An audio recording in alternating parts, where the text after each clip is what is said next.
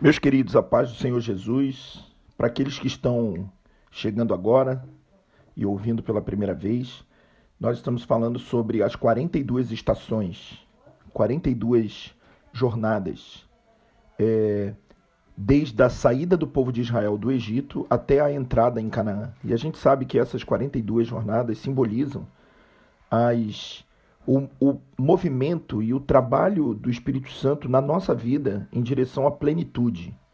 Uma vez salvos do Egito, que significa o mundo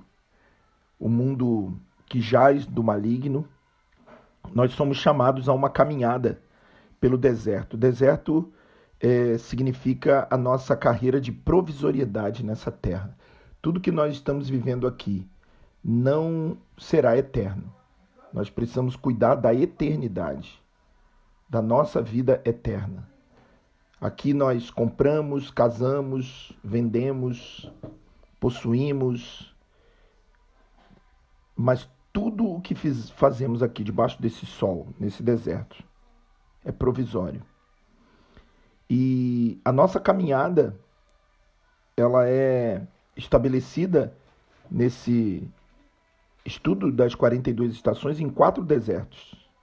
Deserto do Mar Vermelho, deserto de Sim, deserto de Sinai e finalmente Cádiz Barneia, ou deserto de Parã. E nós vamos ver que cada deserto fala de uma característica que o Senhor tem estabelecido. O primeiro deserto, Mar Vermelho, fala sobre a obra do Senhor, tudo aquilo que o Senhor fez. E realmente o Senhor nos amou e nos ama sem que nós merecêssemos absolutamente nada. O amor de Deus começa o processo de relacionamento dele conosco.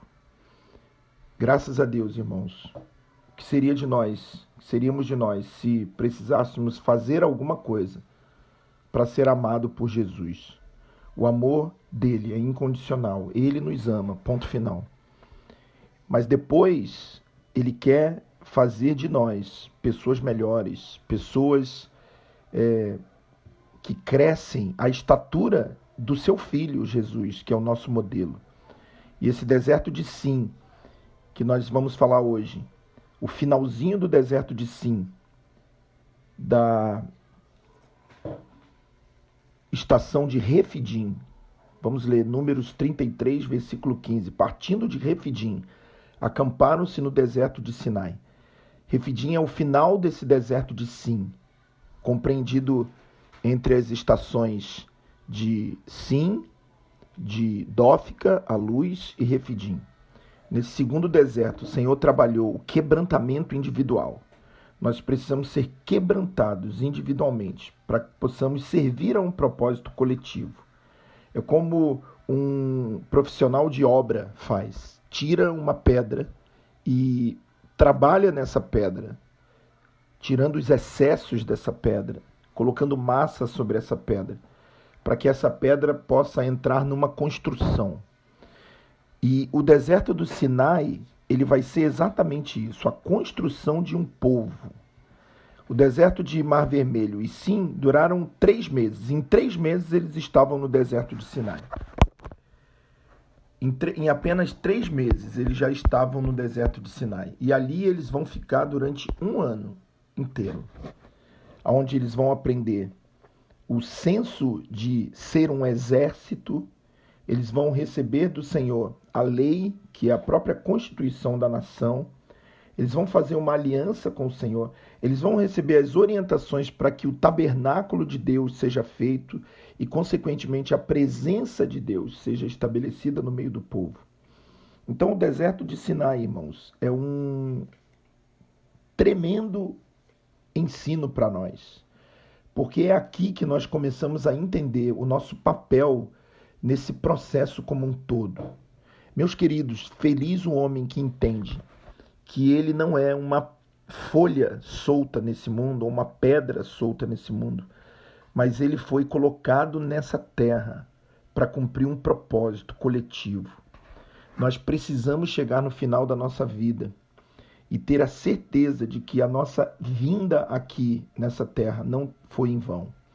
Que nós comemos, é verdade, bebemos, casamos, damos em casamento, buscamos todas as coisas relativas às nossas necessidades nesse mundo? Sim, porque nós somos terrenos também, provisoriamente.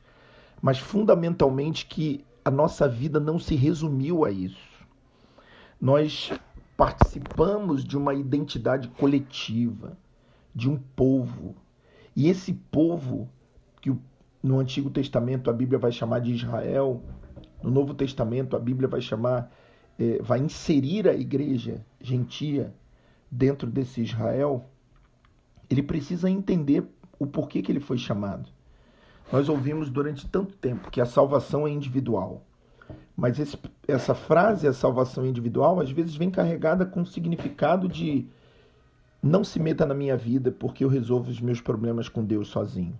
E por causa disso, muitos têm deixado de congregar, muitos têm vivido uma vida que, segundo aos seus próprios padrões, é uma vida espiritual, mas que não tem uma realidade coletiva.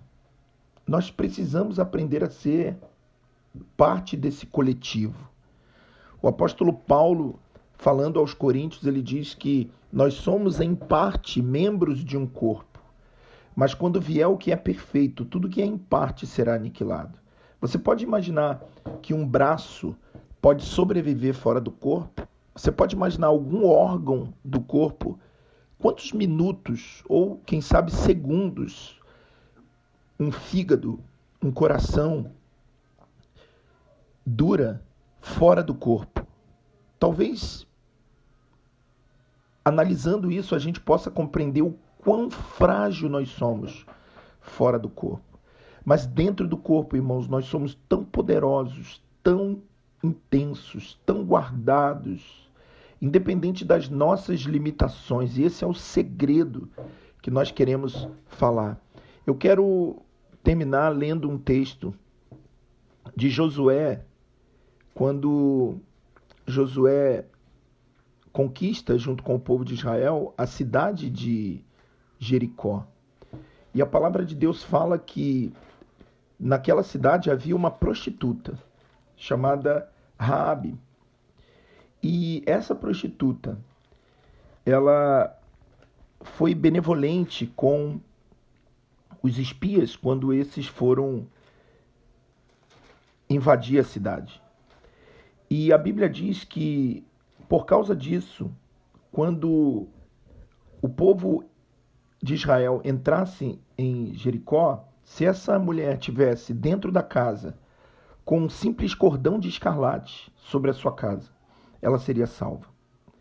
Então, a Bíblia fala que quando o povo gritou e a cidade caiu e a cidade foi conquistada, no capítulo 6, no versículo 22, diz assim: Disse Josué aos 2 homens que tinham espiado a terra: Entrai na casa da prostituta e tirai-a de lá com tudo o que tiver, como lhe juraste. Repare, irmãos, que ela ainda era uma prostituta, mas havia sido salva. Isso me chamou muito a atenção, porque individualmente ela ainda estava na luta contra o seu pecado, mas Deus a salvou porque ela estava dentro da casa, e essa casa estava com um simples cordão de escarlate, um cordão vermelho do lado de fora. O sangue de Jesus é muito mais poderoso do que qualquer cordão vermelho.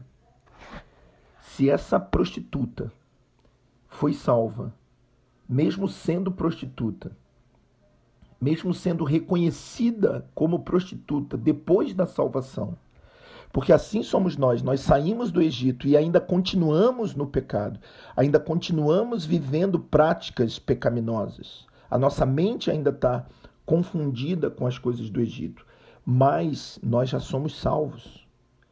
E se essa mulher foi salva com um cordão de escarlate, quanto mais nós seremos e somos, se entendermos o poder de adentrar dentro dessa casa coletiva. Que o Senhor possa nos abençoar e o Senhor possa nos enriquecer de maneira poderosa.